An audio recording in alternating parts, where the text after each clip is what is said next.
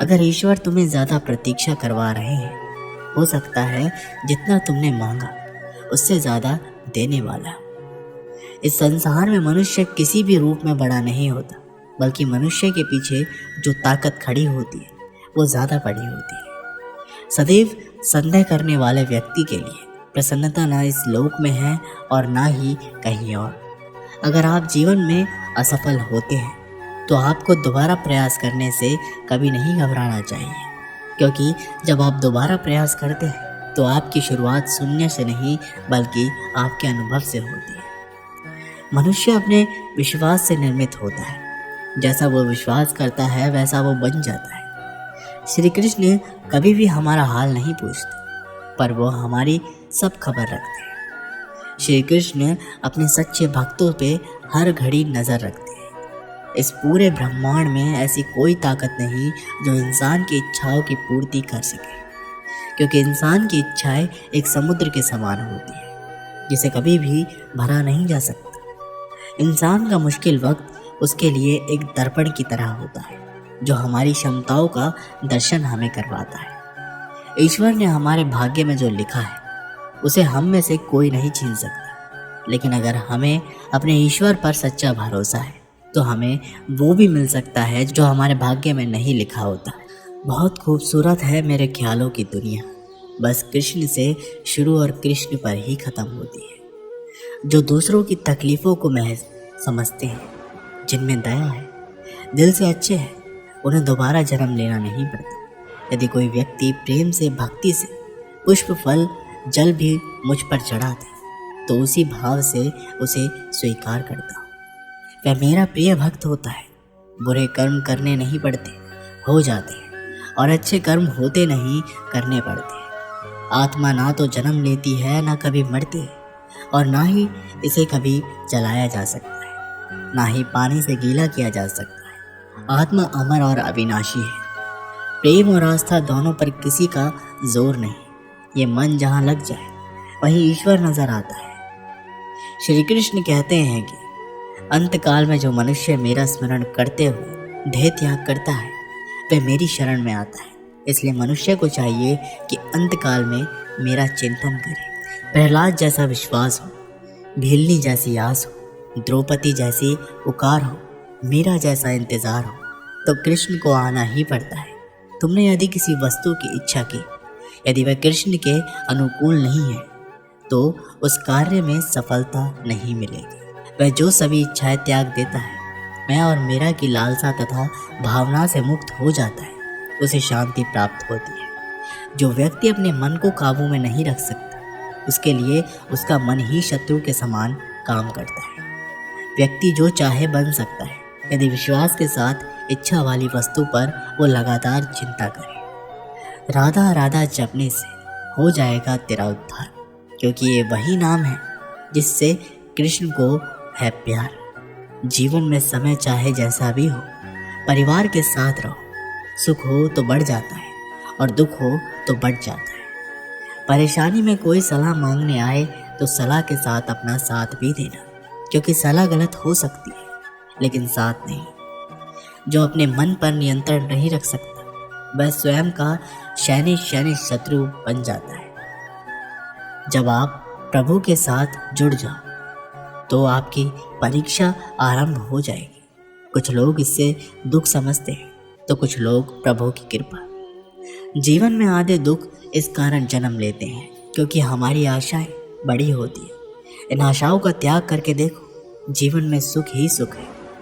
मनुष्य अपने सच्चे हृदय से जो दान दे सकता है वह अपने हाथों से नहीं दे सकता, और मौन रहकर हम जो कह सकते हैं वह हम अपने शब्दों से नहीं कह सकते। दुष्ट लोग अगर समझाने मात्र से समझ जाते तो यकीन मानो महाभारत कभी होती ही नहीं। फल की अभिलाषा छोड़कर कर्म करने वाला पुरुष ही अपने जीवन को सफल बनाता है। यदि आप किसी के साथ मित्रता नहीं कर सकते तो उसके साथ शत्रुता भी नहीं करनी चाहिए। जिस व्यक्ति के पास संतुष्टि नहीं उसे कितना भी मिल जाए वह संतुष्ट ही रहेगा। लोग आपके अपमान के बारे में हमेशा बात करेंगे। सम्मानित व्यक्ति के लिए अपमान मृत्यु से भी बदतर है। श्री कृष्ण कहते हैं कि इस संसार में मूर्ख व्यक्ति, अधर्मी, अज्ञानी व नास्तिक प्रकृति का व्यक्ति मेरी शरण स्वीकार नहीं कर सकता। एक समय की बात है, एक शहर में बहुत अमीर परिवार था। उस परिवार में किसी प्रकार की कोई चिंता या कमी नहीं थी। परिवार में माता पिता और उसका एक लौता बेटा रहा करता था। वह लड़का अपने माता पिता के पैसों पर ऐशो आराम करता, जिसकी वजह से उसके काफ़ी सारे दोस्त भी बन गए थे। दोस्तों की बुरी आदतों से उस अमीर परिवार का लड़का बुरी तरह से गिर गया। उसमें धीरे धीरे बुरी आदतों का विकास होता चला गया। बेटे की बुरी आदतों के परेशान होकर उसके माता पिता दिन प्रतिदिन चिंतित रहने लगे। दोनों अपने बेटे को समझाते थे, परंतु बेटे को ये बात समझ में नहीं आती थी। माता पिता को भी ये समझ नहीं आ रहा था कि आखिरकार बेटे की बुरी आदतों को किस तरह से सुधारा जाए। ये बात उनके लिए एक चिंता का विषय बन गई थी। बेटे की बुरी आदतों से परेशान होकर उसके पिता ने उसे एक सबक के जरिए संगति के असर के फायदे और नुकसान के बारे में सिखाना चाहा। एक दिन लड़के के पिता लड़के को अपने साथ बाजार ले गए। पिता ने बाजार से कुछ संतरे खरीदे। उसके पिता ने साफ संतरों में एक सड़ा हुआ संतरा भी खरीद लिया। वह दोनों घर वापस आ गए। घर आकर पिता ने बेटे को बोला कि बेटा, तुम इन संतरों को अलमारी में रख दो। पिता की आज्ञा मानकर बेटे ने सारे संतरे अलमारी में रख दिए। कुछ दिन बाद पिता ने बेटे को फिर से बुलाया और बोला, बेटा, जो संतरे तुम्हारे अलमारी में रखे थे उनको बाहर निकाल कर लेके आओ। लड़का संतरे निकालने चला जाता है, लेकिन जैसे ही उसने अलमीरा खोली तो देखा सारे के सारे संतरे सड़ चुके थे। उसने पिता के पास आकर सारे संतरे रख दिए और कहा कि पिताजी, जो हमने संतरे खरीदे थे वो तो सारे सड़ चुके हैं। बेटे की बात सुनकर पिता ने बेटे को समझाया और बोला कि देखो बेटा, जो हमने संतरे खरीदे थे उनमें एक सड़ा हुआ संतरा भी खरीद लिया था, जिसकी वजह से बाकी सारे संतरे भी सड़ गए। यही बात तुम पर फिट बैठती है। यदि तुम बुरे दोस्तों की संगति में रहते हो तो तुम्हारी सोच और आदतें भी वैसे ही हो जाएगी। फिर चाहकर भी तुम अच्छे इंसान नहीं बन सकते। पिता की बात सुनकर लड़के की अब अपनी गलती एहसास हुई। उसे समझ में आ गया कि बुरी संगत से अच्छा इंसान भी बुरा बन सकता है और अच्छी संगत से बुरा इंसान भी अच्छा बन सकता है। लड़के ने अपने माता पिता से माफ़ी मांगी और गलत संगत छोड़ने का वचन दिया। यदि आप किसी श्रेष्ठ व्यक्ति की संगति में हो तो उसके शुभ विचार, उसके गुण और उसका स्वभाव आप में आ जाता है। आप और श्रेष्ठ बन जाते हैं। यदि यही आपकी किसी बुरे व्यक्ति की संगति में आ जाते तो आपके शुभ विचार, आपके अच्छे गुण आपसे छीन लेगा और आपको ज्ञात भी नहीं होगा। यह संगति बहुत महत्वपूर्ण है। यह संगति ही आपकी नियति निर्धारित करती है। तो दोस्तों, ये वीडियो यहीं पर समाप्त होती है। आशा करता हूँ कि आप लोगों ने इस वीडियो से बहुत कुछ सीखा होगा। मिलते हैं एक नई वीडियो के माध्यम से। तब तक के लिए बहुत बहुत धन्यवाद। जय श्री कृष्ण।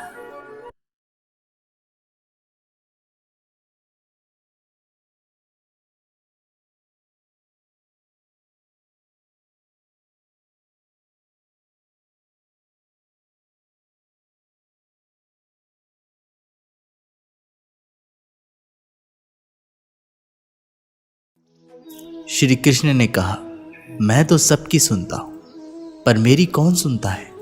इंसान गलत कार्य करते समय बाएं दाएं आगे पीछे चारों तरफ देखता है, बस ऊपर देखना भूल जाता है।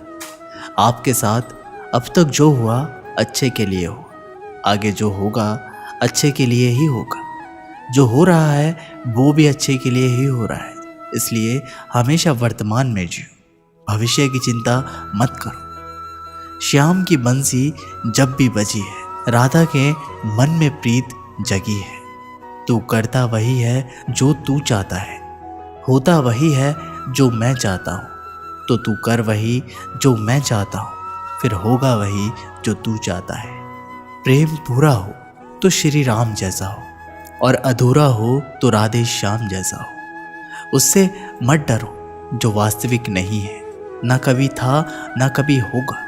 जो वास्तविक है वो हमेशा था और उसे कभी नष्ट नहीं किया जा सकता। श्री कृष्ण जी कहते हैं, जिस व्यक्ति को आपकी कद्र नहीं, उसके साथ खड़े रहने से अच्छा है आप अकेले रहें। मंजिलें मुझे छोड़ गई, रास्तों ने संभाल लिया।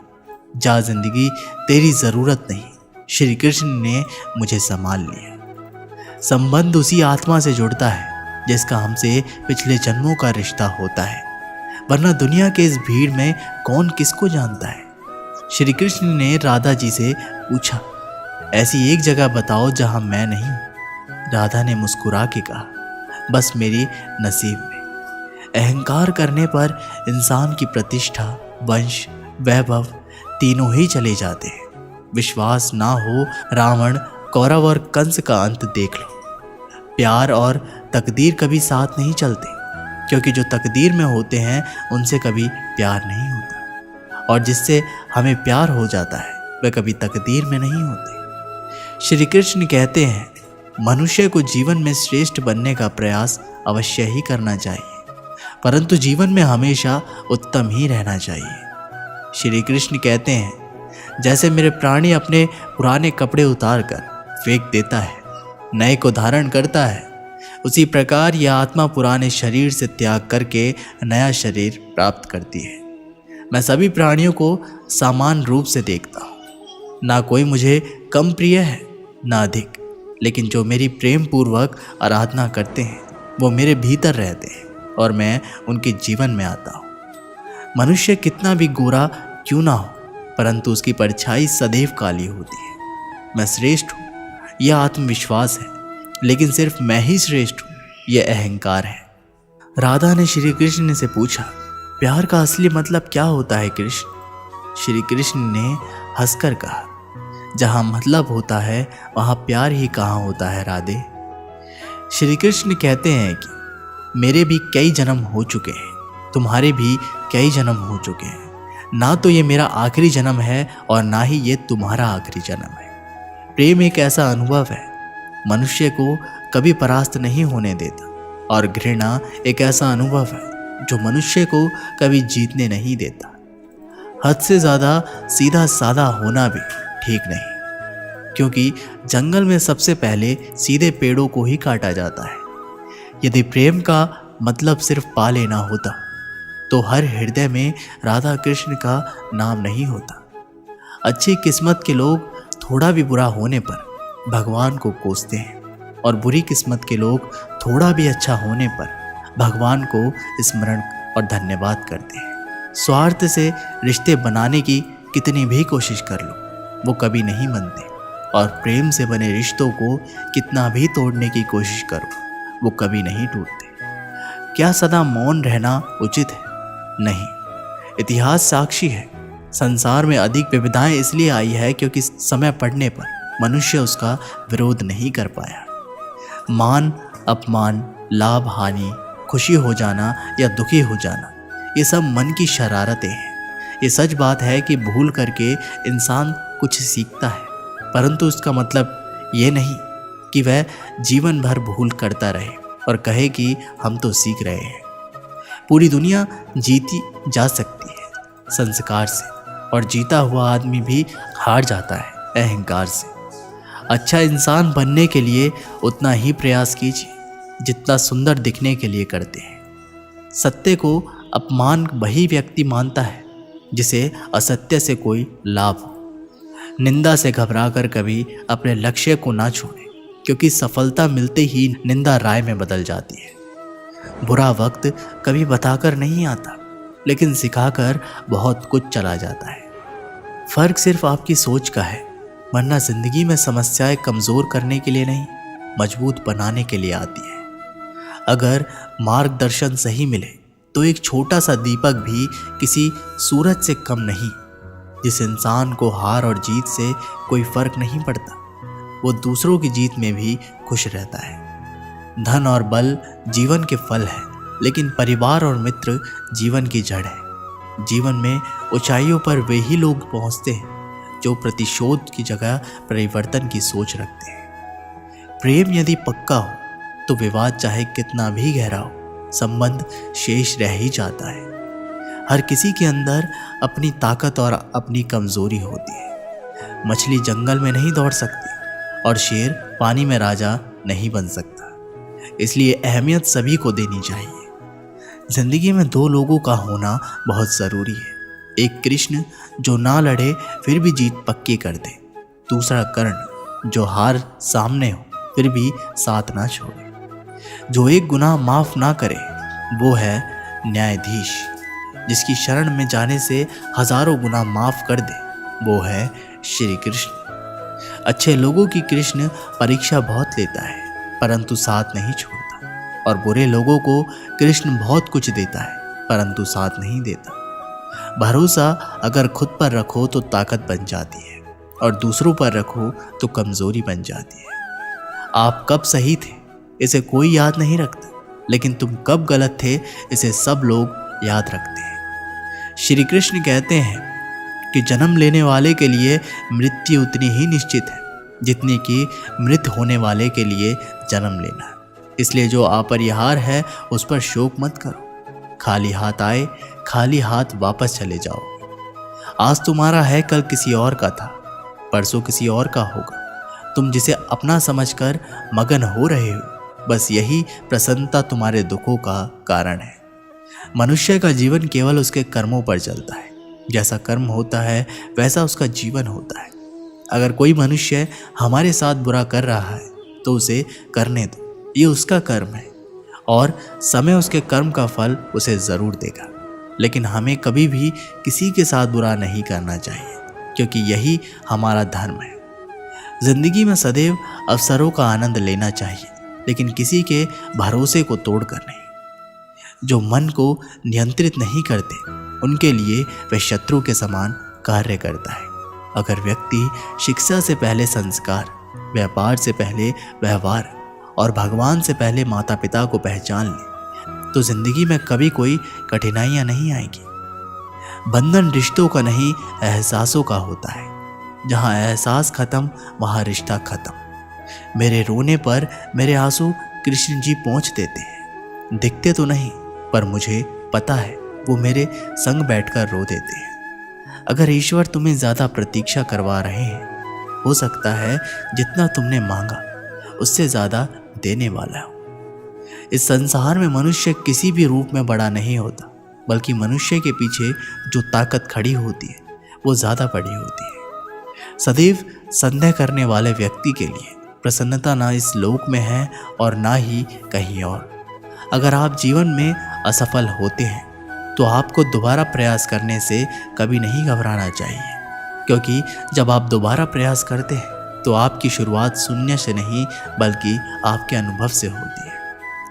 मनुष्य अपने विश्वास से निर्मित होता है। जैसा वो विश्वास करता है वैसा वो बन जाता है। श्री कृष्ण कभी भी हमारा हाल नहीं पूछते, पर वो हमारी सब खबर रखते हैं। श्री कृष्ण अपने सच्चे भक्तों पे हर घड़ी नजर रखते हैं। इस पूरे ब्रह्मांड में ऐसी कोई ताकत नहीं जो इंसान की इच्छाओं की पूर्ति कर सके, क्योंकि इंसान की इच्छाएं एक समुद्र के समान होती है जिसे कभी भी भरा नहीं जा सकता। इंसान का मुश्किल वक्त उसके लिए एक दर्पण की तरह होता है जो हमारी क्षमताओं का दर्शन हमें करवाता है। ईश्वर ने हमारे भाग्य में जो लिखा है उसे हम में से कोई नहीं छीन सकता, लेकिन अगर हमें अपने ईश्वर पर सच्चा भरोसा है तो हमें वो भी मिल सकता है जो हमारे भाग्य में नहीं लिखा होता। बहुत खूबसूरत है मेरे ख्यालों की दुनिया, बस कृष्ण से शुरू और कृष्ण पर ही खत्म होती है। जो दूसरों की तकलीफ़ों को महज समझते हैं, जिनमें दया है, दिल से अच्छे हैं, उन्हें दोबारा जन्म लेना नहीं पड़ता। यदि कोई व्यक्ति प्रेम से भक्ति से पुष्प फल जल भी मुझ पर चढ़ा दे तो उसी भाव से उसे स्वीकार करता हूँ। वह मेरा प्रिय भक्त होता है। बुरे कर्म करने नहीं पड़ते, हो जाते हैं, और अच्छे कर्म होते नहीं, करने पड़ते हैं। आत्मा ना तो जन्म लेती है ना कभी मरती है, और ना ही इसे कभी जलाया जा सकता है, ना ही पानी से गीला किया जा सकता है। आत्मा अमर और अविनाशी है। प्रेम और आस्था दोनों पर किसी का जोर नहीं। ये मन जहाँ लग जाए वहीं ईश्वर नजर आता है। श्री कृष्ण कहते हैं कि अंतकाल में जो मनुष्य मेरा स्मरण करते हुए देह त्याग करता है वह मेरी शरण में आता है। इसलिए मनुष्य को चाहिए कि अंतकाल में मेरा चिंतन करे। प्रहलाद जैसा विश्वास हो, भीलनी जैसी आस हो, द्रौपदी जैसी पुकार हो, मेरा जैसा इंतजार हो तो कृष्ण को आना ही पड़ता है। तुमने यदि किसी वस्तु की इच्छा की, यदि वह कृष्ण के अनुकूल नहीं है तो उस कार्य में सफलता नहीं मिलेगी। वह जो सभी इच्छाएं त्याग देता है, मैं और मेरा की लालसा तथा भावना से मुक्त हो जाता है, उसे शांति प्राप्त होती है। जो व्यक्ति अपने मन को काबू में नहीं रख सकता, उसके लिए उसका मन ही शत्रु के समान काम करता है। व्यक्ति जो चाहे बन सकता है यदि विश्वास के साथ इच्छा वाली वस्तु पर वो लगातार चिंता करे। राधा राधा जपने से हो जाएगा तेरा उद्धार, क्योंकि ये वही नाम है जिससे कृष्ण को है प्यार। जीवन में समय चाहे जैसा भी हो, परिवार के साथ रहो। सुख हो तो बढ़ जाता है और दुख हो तो बढ़ जाता है। परेशानी में कोई सलाह मांगने आए तो सलाह के साथ अपना साथ भी देना, क्योंकि सलाह गलत हो सकती है लेकिन साथ नहीं। जो अपने मन पर नियंत्रण नहीं रख सकता, वह स्वयं का शैनी शत्रु बन जाता है। जब आप प्रभु के साथ जुड़ जाओ तो आपकी परीक्षा आरंभ हो जाएगी। कुछ लोग इससे दुख समझते हैं तो कुछ लोग प्रभु की कृपा। जीवन में आधे दुख इस कारण जन्म लेते हैं क्योंकि हमारी आशाएं बड़ी होती है। इन आशाओं का त्याग करके देखो, जीवन में सुख ही सुख है। मनुष्य अपने सच्चे हृदय से जो दान दे सकता है वह अपने हाथों से नहीं दे सकता, और मौन रहकर हम जो कह सकते हैं वह हम अपने शब्दों से नहीं कह सकते। दुष्ट लोग अगर समझाने मात्र से समझ जाते तो यकीन मानो महाभारत कभी होती ही नहीं। फल की अभिलाषा छोड़कर कर्म करने वाला पुरुष ही अपने जीवन को सफल बनाता है। यदि आप किसी के साथ मित्रता नहीं कर सकते तो उसके साथ शत्रुता भी नहीं करनी चाहिए। जिस व्यक्ति के पास संतुष्टि नहीं है, उसे कितना भी मिल जाए वह असंतुष्ट ही रहेगा। लोग आपके अपमान के बारे में हमेशा बात करेंगे। सम्मानित व्यक्ति के लिए अपमान मृत्यु से भी बदतर है। श्री कृष्ण कहते हैं कि इस संसार में मूर्ख व्यक्ति, अधर्मी, अज्ञानी व नास्तिक प्रकृति का व्यक्ति मेरी शरण स्वीकार नहीं कर सकता। एक समय की बात है, एक शहर में बहुत अमीर परिवार था। उस परिवार में किसी प्रकार की कोई चिंता या कमी नहीं थी। परिवार में माता पिता और उसका एक लौता बेटा रहा करता था। वह लड़का अपने माता पिता के पैसों पर ऐशो आराम करता, जिसकी वजह से उसके काफ़ी सारे दोस्त भी बन गए थे। दोस्तों की बुरी आदतों से उस अमीर परिवार का लड़का बुरी तरह से घिर गया। उसमें धीरे धीरे बुरी आदतों का विकास होता चला गया। बेटे की बुरी आदतों के परेशान होकर उसके माता पिता दिन प्रतिदिन चिंतित रहने लगे। दोनों अपने बेटे को समझाते थे, परंतु बेटे को ये बात समझ में नहीं आती थी। माता पिता को भी ये समझ नहीं आ रहा था कि आखिरकार बेटे की बुरी आदतों को किस तरह से सुधारा जाए।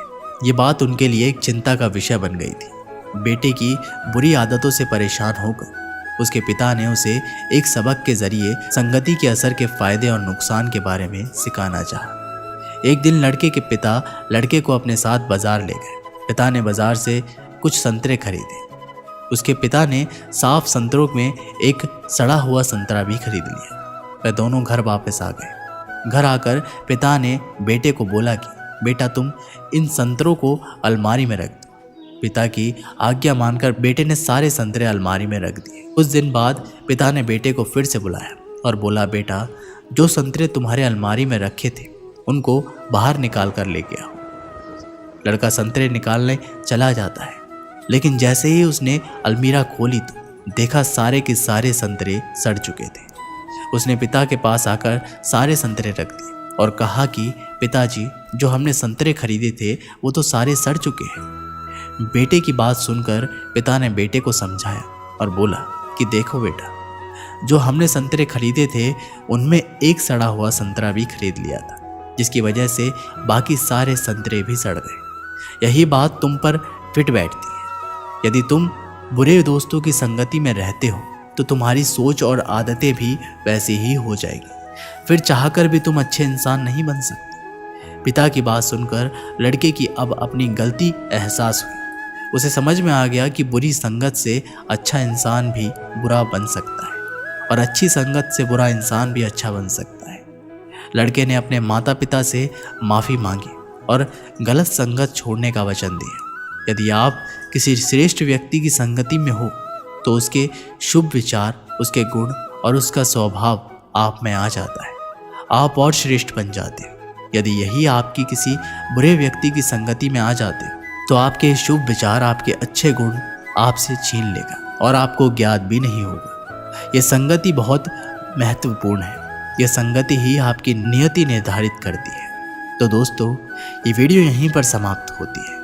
आशा करता हूँ कि आप लोगों ने इस वीडियो से बहुत कुछ सीखा होगा। मिलते हैं एक नई वीडियो के माध्यम से। तब तक के लिए बहुत बहुत धन्यवाद। जय श्री कृष्ण।